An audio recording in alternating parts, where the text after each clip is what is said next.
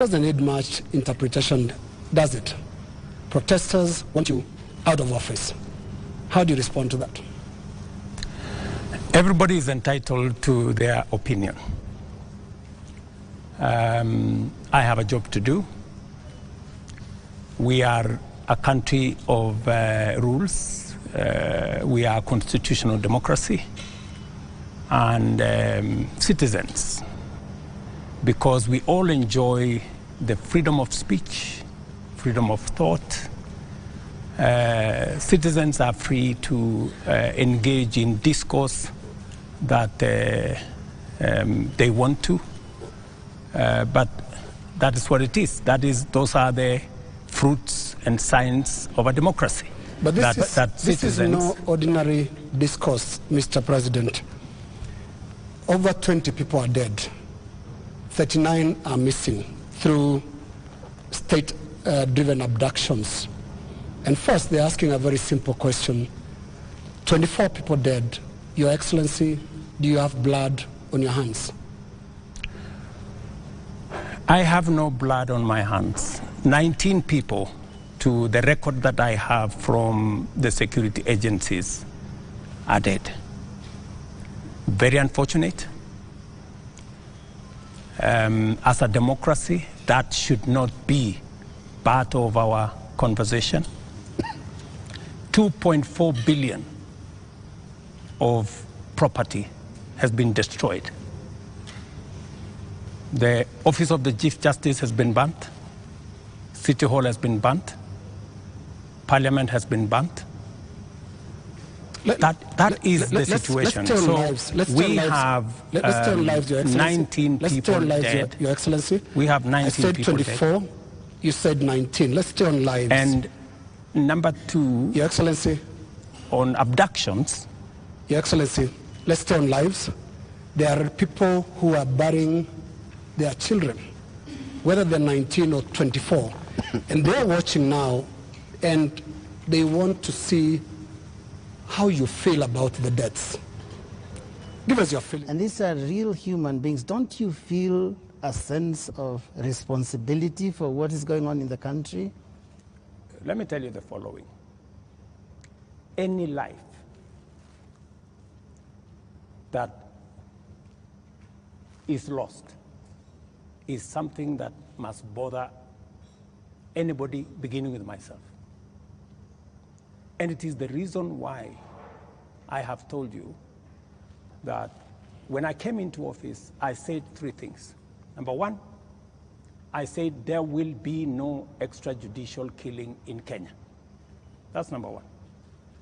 And I have made sure that there is no extrajudicial killing in Kenya. That's number one.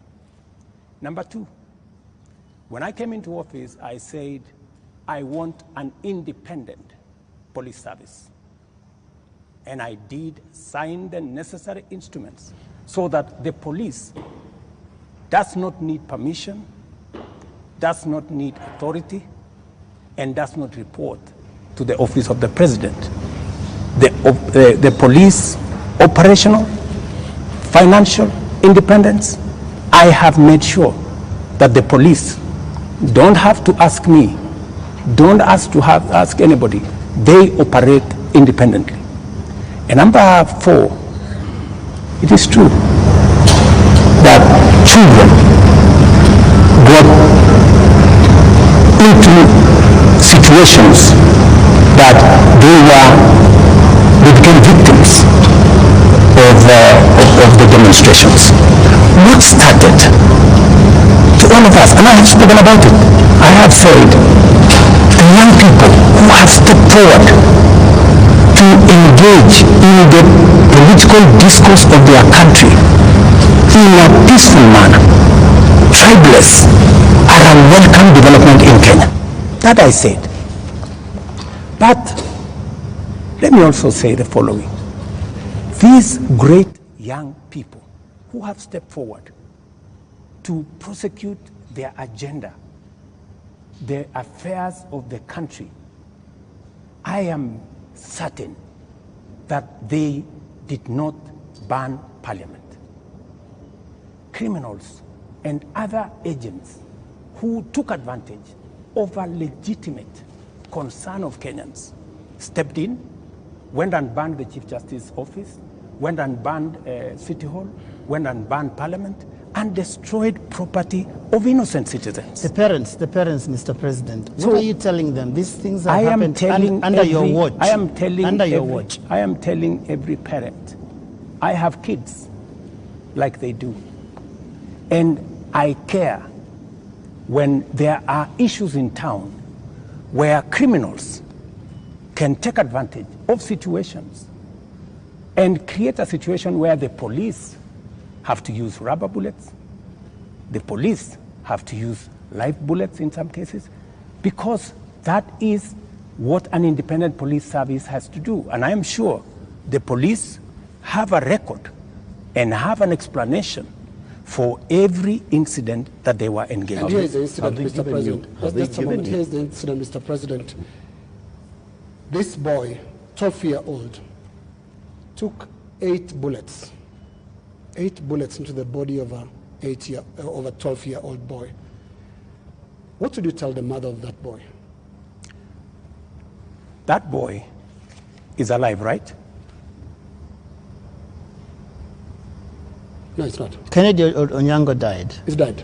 So he's the one who died? Yes. So you're not talking about the person who was shot with rubber bullets? No. No. Yeah? Shot with bullets 8 times. Let me tell you. Yeah. In Ngong, this is the situation in Ngong, right? In Ngong, there was an incident where the police were overpowered by criminals. They took a firearm from the police. They used that firearm against people. And one policeman had to shoot this fellow who had hijacked a gun from a policeman so that not to endanger the lives of more citizens. It is among the 3 people. One of the criminals is among the 3 people who was shot by the police after they overpowered the police and took the bullet and took the gun from the police and used it against innocent citizens. I cannot confirm to you that this is not the man that shot the child, but investigations are going on and we will get to the bottom of it. Mr. President, I am telling the mother of this young person that I, as president, will make sure that finally I will give her an explanation of what really happened and make sure that we bring this to a situation where, like her, like myself who have children, she too her child can be accounted for. Mr. President, the Kenya National Commission on Human Rights is the one that has accounted for 24 bodies lying in morgues. And those bodies, the records show that these people either died in hospital and while undergoing treatment for gunshot wounds, or they ended up in the morgue in the last 2 weeks with gunshot wounds. 24. These 24, Mr. President, are you saying that the security agencies have told you that these 24 were criminals, that these 24 were armed, they were posing a danger to the police officers, and that is what necessitated the police to use live bullets on them? Because the circumstances for the police officer to use a live bullet is clear, even in their own code of operations. It is when the life of that police officer is in danger, or when somebody else's life is clearly in danger, and the person who is endangering that person is armed. Were the 24 armed? Did they pose a danger, a direct threat to the police?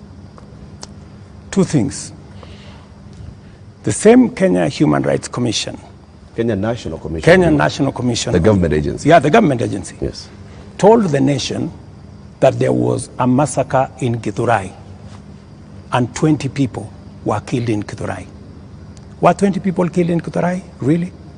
The Kenya National Commission on Human Rights does not have records of 20 people killed in Githurai.